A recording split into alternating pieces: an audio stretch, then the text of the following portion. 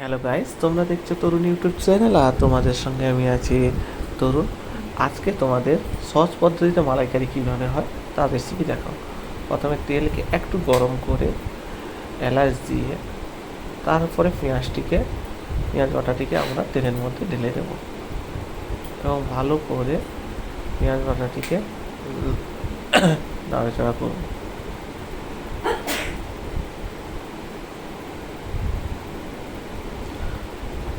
তারপরে আমরা দেখব পেঁয়াজটি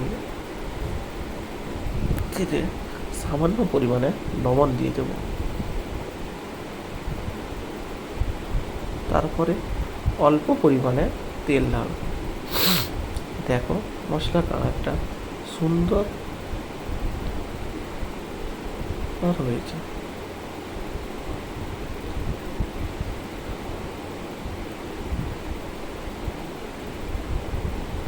এরপরে আমরা মশলাটিকে ভালোভাবে কষাতে লাগব।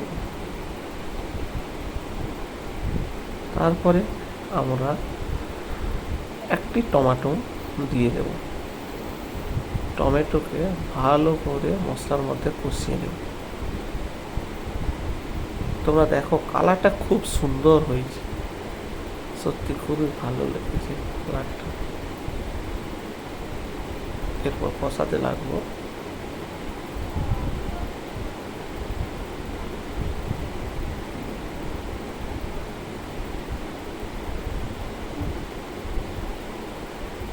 কষানো হয়ে গেলে আমরা দুধটিকে ঢেলে দেবো মশলার মধ্যে।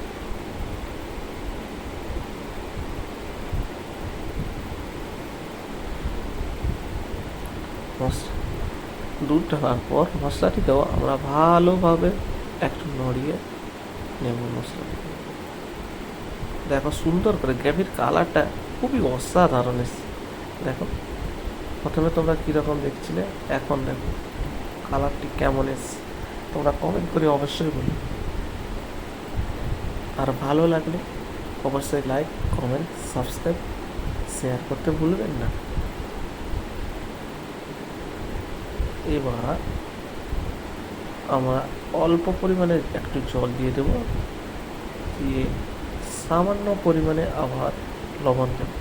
এই মশলাটিকে ভালো করে কষিয়ে নেওয়ার পর লঙ্কা গুঁড়ো করে দিয়ে দিলাম।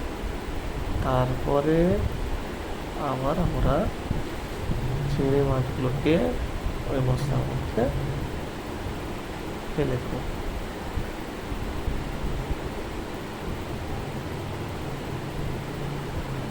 মশলাটিকে ভালোভাবে আবার আমরা মিক্সড করবো এবং কষাতে লাগবো।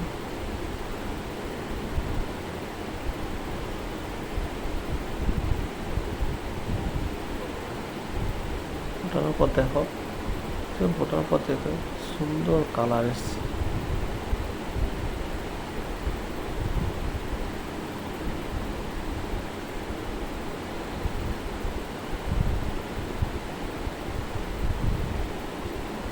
আবার একটু অল্প পরিমাণে দুধ দিয়ে দিলাম।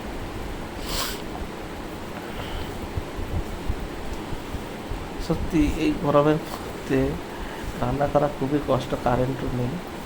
যাই হোক, তোমাদের সামনে একটা নতুন রেসিপি তৈরি করে দেখালাম, কেমন হয়েছে।